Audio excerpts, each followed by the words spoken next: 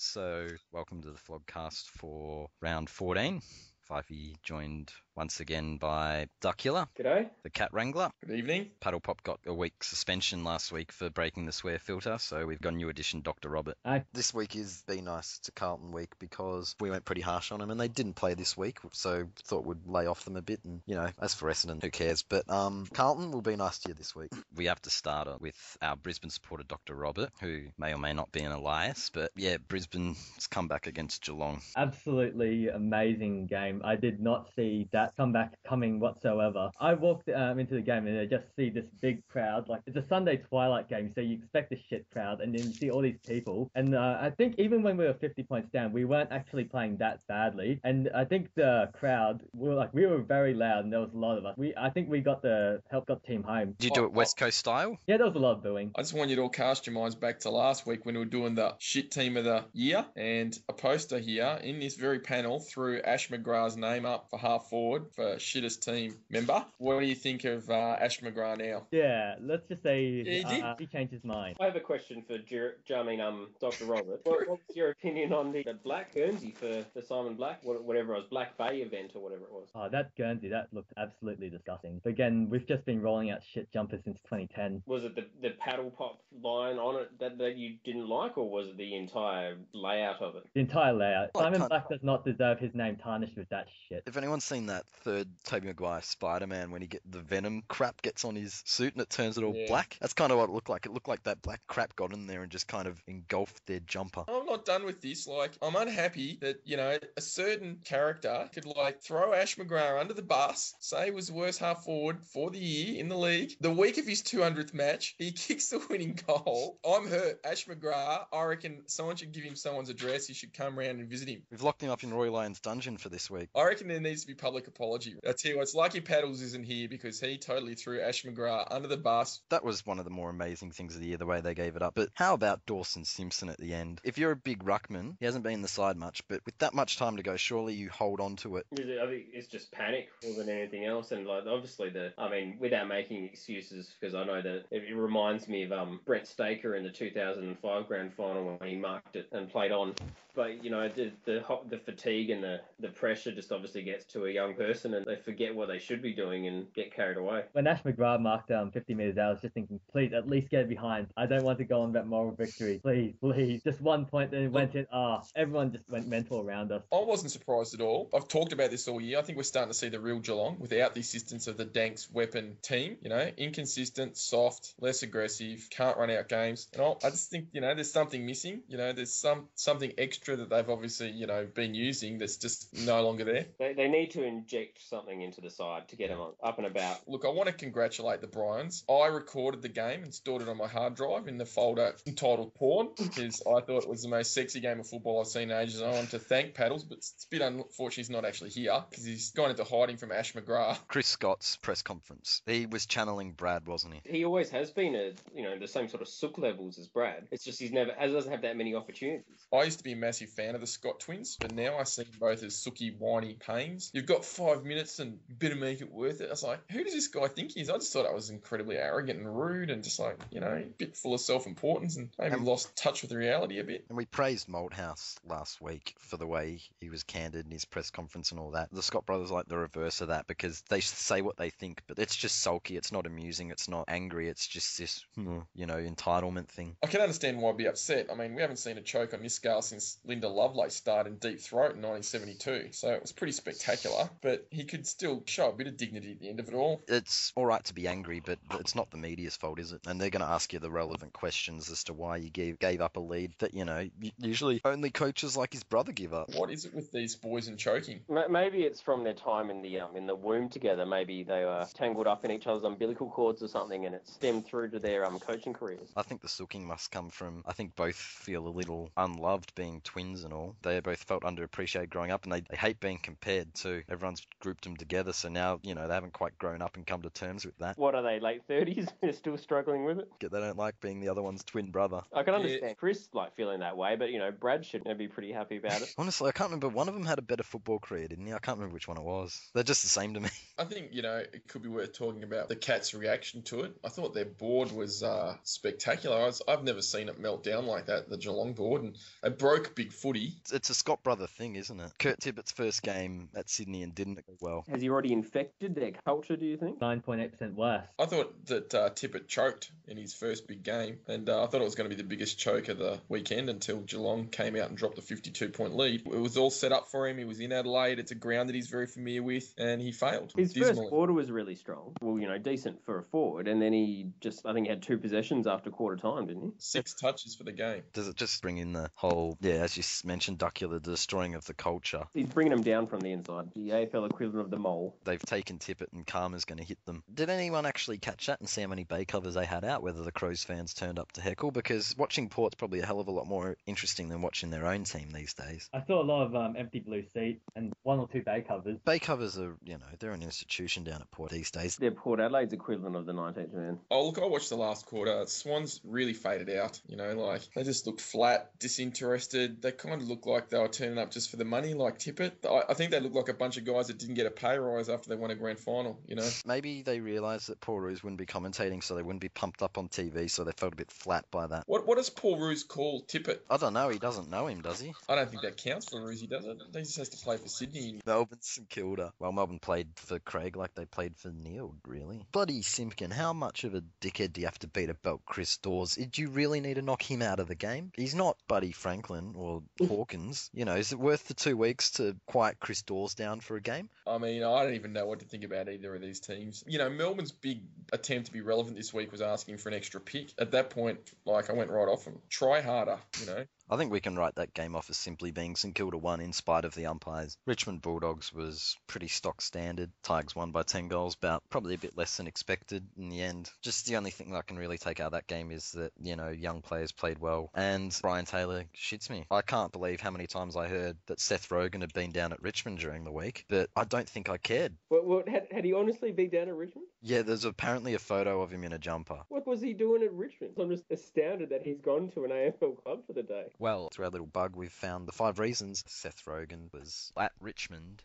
Number 5. He'd like to cast Dustin Martin in Pineapple Express 2. Number 4, he was researching a role for the 40-Year-Old Virgin Part 2, the 50-Year-Old Virgin, and he was having a meeting with Tiger Boys to get some more ideas for it. Number 3. He had to pay royalties to Brendan Gale for the title of his career biography, The Doom Cycle. Number 2. He wanted to see if Richmond's chicken poop mound was a bigger pile of shit than the Green Hornet, and he was disappointed to find out that it wasn't. And the number 1 reason that Seth Rogen was down at Richmond was he wanted to meet the KFC boy because he's a big fan. Who isn't? But yeah, celebrities come out. That's like the whole Rob Lowe thing years ago in Collingwood.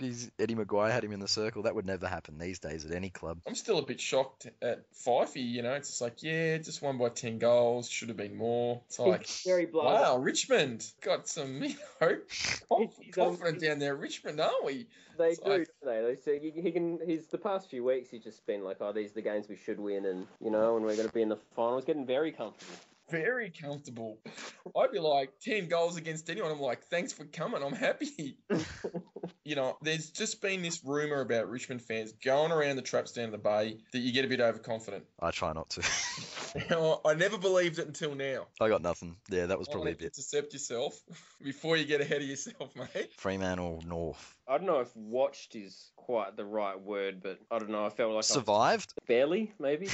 Maybe is there a word for kind of like the Clockwork Orange kind of eyes kind of taped open and forced to watch it kind of thing. I had nothing else to do, so I thought, I'll check it out, and I was regretting it about halfway through the first quarter. That's for sure. I think there was only one goal scored in the first quarter, the Cat Wrangler's opinion on Ross Lyon is certainly starting to, I guess, evolve with games like this. That's for sure. I had a choice of watching that game or going to Vietnam and having bamboo stuck under my fingernails, and so I didn't watch the game, obviously. The most entertaining thing about the game for the day was Brett Harvey and his antics. That's for sure. So it's come up now that apparently Ryan Crowley's been fined $900 for pinching him from the match review panel, which is going to be challenged. That's probably one of the more interesting parts to come from, and both Harvey and Crowley were trying to outdive each other. Another interesting thing that came out of the game was Andrew Swallow's halftime interview, where he said to the boundary rider, I can't remember who it was, but he said that he was hoping that the weather was going to clear up so that they could put a better performance in the second half. So I think the whole North being allergic to rain is coming to the fore as well. He's just following the orders. Brad's gone to half-time and made them all pray for the rain to stop. And Swallow's a religious man. He's probably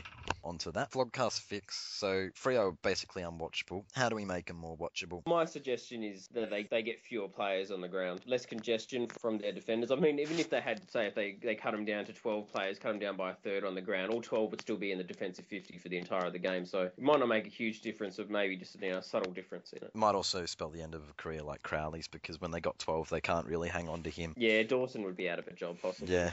I think they should make a rule where you can only have so many players in one half of the ground at any one time. It's going to be tough to adjudicate, though. Are you being serious? Not entirely, but it's not that bad an idea. Just make it Freo specific. I remember that being floated around in the mid-2000s with Sydney, and then saying, and an idea being, the whole certain amount of people in the defensive 50, but umpires can barely keep up with, holding the ball and interpretations, let alone count how many people there are in defensive 50, that's for sure. Yeah, another way for St Kilda to claim moral victories. I think to make them more watchable, the only real alternative, aside from, banning Ross Lyon from football, would be to simply stick them in the worst time slot every week where no one has to watch them. Put them on Saturday afternoon when there's another game on and no one has to watch. You could get Brian Taylor to comment as well, and then you'd lose half your audience as well. We'd kill two birds with one stone and then just shift it off somewhere else. Then no one will ever watch it and it doesn't matter. And once Essendon gets kicked out of the AFL, then you got back to 16 teams. Okay, and Friday night, last one. We got two here who would have experienced that. Honestly, I thought that West Coast really came to play. I thought they were very competitive. I think they gave the Hawks a really big scare. I thought the game was even closer than the scoreline might have led you to believe. We just had a little bit more class in front of goal. We were just working a little bit hard, tracking back the Hawks, and we were pushing the Eagles forwards a bit wider, so their shots for goal weren't as easy as ours. We were getting shots in front and sodas over the top, whereas the Eagles were shooting from the pockets a bit more, and that was really the only difference. The Hawks exposed the Eagles a way that a fair few teams have this year, and that's by getting the quick ball over the back. And they've, with the Eagles' slow defenders, or slow ground level defenders anyway, it obviously worked its magic for the Hawks in the right way. Too many tools up front for the Eagles. If you can get a bit of run out of defence, they can show them up a little bit. But obviously, going back the other way, and they get those long kicks in, they can clunk some big marks, those boys. What was with the WWF moves, from old Embers? What was he doing there? Lost the plot. Yeah, and I'm going to steal this from another poster in a thread, that he's doing the right thing by the team, in that he's not leaving it up to the match committee to drop him. He's taken the initiative and getting suspended, and that way he doesn't have to get booted out of the team. But yeah, it was a pretty poor form for him. Anything with a knee or a foot, a kick or a knee is subpar in my opinion, and that was pretty poor from him. There's a few players on the Eagles team at the moment that are going through some sort of menopausal changes where they they can't keep up with the game, so they're going the old biffo or whatever they can, getting frustrated. Hawthorn were impressive the way that they found goal kickers like Roughhead, we've always known can play, but Gunston getting 5, he's been pretty good of late, and just the way they're starting to work their forward line without Buddy. Yeah, Franklin Watch is a good thing to bring up at this stage, Fyfie. And look, I called it a few weeks back, I think on this very podcast. I've been talking up Ruffy, saying I think he's a more important player. He can play in the ruck, he can play in midfield, and he can actually mark the ball, which is useful. Honestly, no one ever talks him up because it's a midfielder's medal, but I reckon he's the most valuable player in the league at the moment. Pretty close to it, he's versatile. Out of front. People forget that he was picked before Franklin. That he was, obviously his junior talent was fairly well recognised. I agree with you, Cat Wrangler. I think he's definitely underrated. Playing in the same forward line as someone like Franklin, he doesn't quite get the recognition he deserves. I thought Gunston played really well, considering that he came up against Scott Waters, who's one of the harder guys in the league. Bo Waters. But please don't compare Bo Waters to Scott Waters. making my stomach churn. It's the first night. Are the Hawks better, considering Buddy? Will they be fine without Buddy, with GWS chasing so hard, it seems? There aren't many people more relentless than GWS chasing Buddy, but we have found some to come up with our second top five. 5, the guy who stalked Alex Rant. Number 4. Matt Vine's liking Wanda's post. 3. That Pope guy who keeps re-editing the Wikipedia. Number 2. Jason Graham stalked somebody. He was pretty keen. The number one person more relentless than GWS chasing Lance Franklin's signature is Bombers 2003 and his chair sniffing of Bushette. Oh, shit. Seriously, I heard a bit of a rumour around the traps that there was a bet on between Bombers 2003 and Wouchette that if the Eagles didn't get up on Thursday night, that Bombers 2003 gets to take Wouchette out on a date. I think the bet was basically based on that if the Bombers win in celebration, Bombers 2003 is going to wait outside her apartment with a bottle full of chloroform, and then he was going to take her on a special date that she wasn't going to be conscious for. That's about all I'm aware of. GWS are chasing him pretty hard, and the compensation for Buddy, considering that Melbourne are looking at getting a priority pick. The only compensation I want if Buddy leaves is that we pull a Geelong and win a flag. We're never going to get anything worthwhile. You know, I tell you, compensate. I don't want to see Melbourne get a pick. I don't want to see them rewarded for being stupid. Well, they've already been given the cash bailout. I'm not sure why they need a draft pick as well. Why don't we just write their name on a premiership cup and give it to them? There you go, guys. You can be premiership. Moral premiers, St Kilda style. I don't think they need one yet. If they're still crap after a year of basically being run by the AFL, then something's got to be done. Because, you know, they got number one pick, and this time they'll probably have someone better in charge, and they won't draft another Jack Watts. Hopefully. Which actually brings us to the feedback. Last week's poll. How should Melbourne be fixed? 8% said move them to the AFA. 16% said get Kennett. 12% said they can't be fixed. And 16% say the fix is already there at Melbourne. It's Jack Watts. 64% said that. He just needs a little bit more time. The fix was in, and they got a $500,000 fine for it. Flog of the week. This week, I reckon it's got to be Plugger, who most people wouldn't even know that he was melting down about the umpires for the last week or so because he decided to go and take it elsewhere to the Limbo Club instead of letting everyone on Bay 13 view his little umpire sook. So for squibbing the Bay with his little meltdown, Plugger gets it. Soft Plugger. And an honourable mention this week goes to Warner for his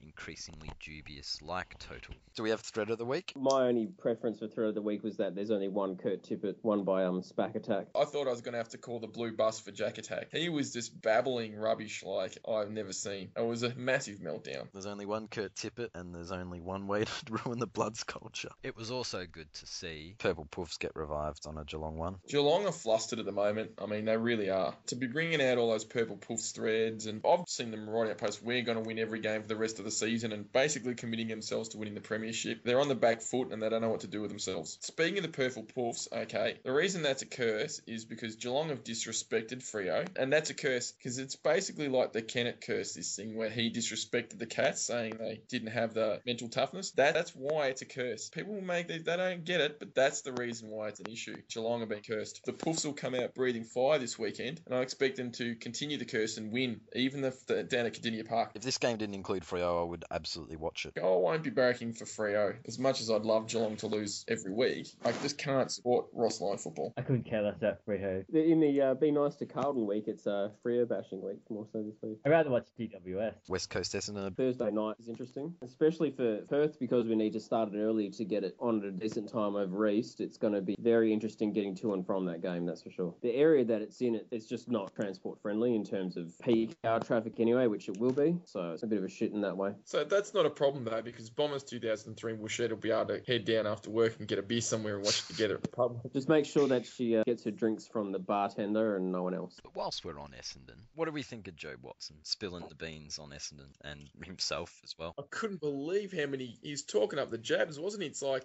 Lance Watson. when you get that many, it's like how many, like countless. He didn't put a figure on. He said that many. It's like something you've never experienced. It's like wow. I'm sure Essendon have been in damage control after that because now everybody knows. Herd's been lying the whole time. I'm surprised about weren't Fletcher and Jobe declared, the couple of the few that were clean that never took the jabs when earlier on in the season? I'm not sure if Watson was. Fletcher might have been, but That is right, Ducks. And what that basically says to all of us right-thinking humans that aren't fooled by the Essendon spin or the AFL spin is that Essendon fans have been making it up all along and they've got no idea what's going on. No, it's damage control from all fronts. I personally think they're in big strife. What excites me the most about his revelations on the couch is that he threw someone who is behind the line, one of the protected species, Dr. Reed. like up until now he's been Mr. Safe. He's been standing next to Hurdy and Vlad, at the AFL and Essendon sort of as a protected species. Now suddenly Jobe is throwing him under the bus. Is he that stupid, or is there some sort of power shift here? Is Jobe thinking, hey, I don't want to be a Bomber anymore? They said that he had 40 minutes to think about. Maybe the conscious decision was he thought the club was going to throw him under the bus like a few other players, so he wanted to make sure he named everybody who was involved,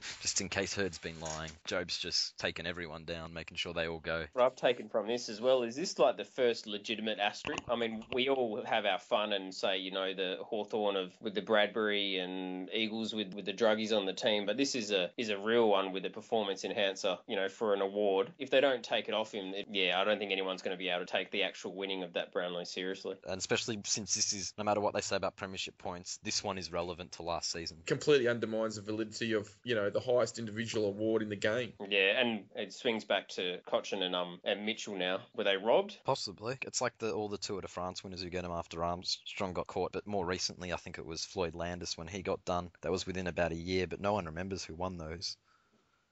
Yeah, no. True.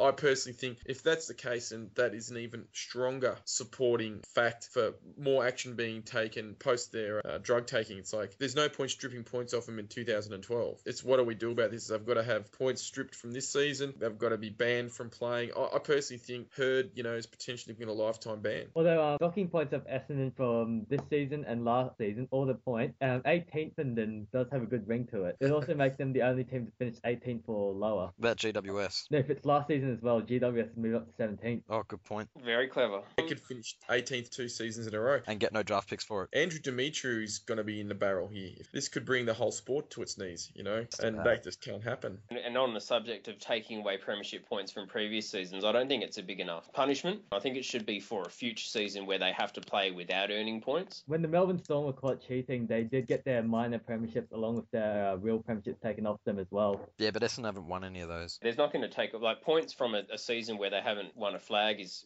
meaningless as far as I'm concerned. Besides the 18th finish. For next year, if they say, you got to play for the year with no points, I'm sure that they'll still play hard and, I don't know, for pride if you could after what's happened, but I think it's the best punishment available. I think it's more of a slam if they lose them for this year because they have believed they're playing for legitimate points for so long. That is a punishment that hurts. Next year they could play development year all they want because results don't matter. But it depends when the adjudication comes in. If it comes in within the next month or two, then excellent. But if it comes in season finishes, which I think is likely, then... I heard they were going to get it before finals. It would be funny if it came for round 23, though. So did I. Yeah, round 23 would be nice, just before that. My personal theory is I think that it's been organised that the results will come out, the findings will be made public just before finals, and the Bombers will get outed from finals. They'll have all their points stripped for the season, and I think that's what they're going to try and get away with doing, because I think they're worried about the money being lost if they don't have the full competition for the TV rights next season. So I think they're going to try and ban them. They would play. They'd just be Melbourne stormed. They'd play for no points. It'll be 6 months. I don't think it'll be the whole season. I think it'll be 6 months. It'll be like a Juventus kind of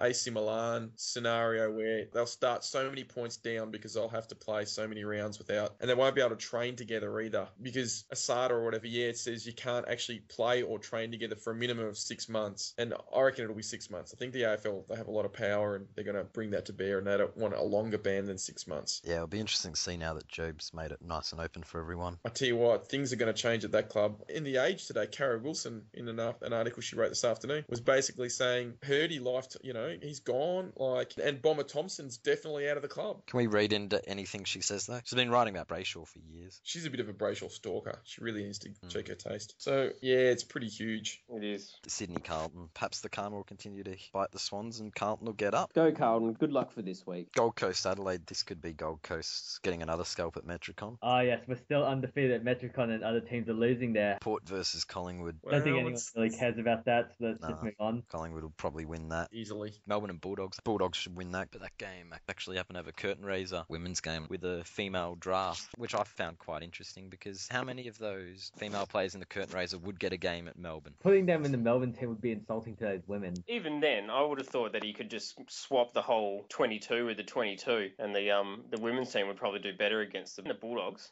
Jack Watts will be backing up 2 games in a row. Seriously, does anyone think Jack Watts gets his hair permed? I don't know. Did anyone happen to notice that he dived? No. He put in a massive dive on the weekend. I can't remember who the St Kilda player was, but his shoulder touched Watts in the back when the ball was coming in. So Jack did a big arc forwards, hoping the umpire would pay a free kick, and the umpire just left it to go, and he looked like a goose. I heard it on the radio, actually. I was listening to it in the car, and I heard him say that Watts played for free, and the umpire just ignored him because he overacted too much. So he pulled the Lindsay Thomas, did he? It was probably one of the worst things I saw all weekend. Saw Brett Goods squib one on Saturday night, ducked the head, and Jake King spent about 10 minutes telling him about it. He didn't like it, the fat brother of Adam. But yeah, back on the women's game. We'll probably play with a bit more heart than Melbourne's 22. Nathan Jones accepted. And Does more anyone balls. think they could beat Melbourne? Women's team would have more balls than the men's team. Those chicks on that footy team are pretty butch. I would say there's more masculinity going through them than a few of the actual Melbourne men's players. That's not joking. Teams with more balls than Melbourne. Australian female hockey team. The East German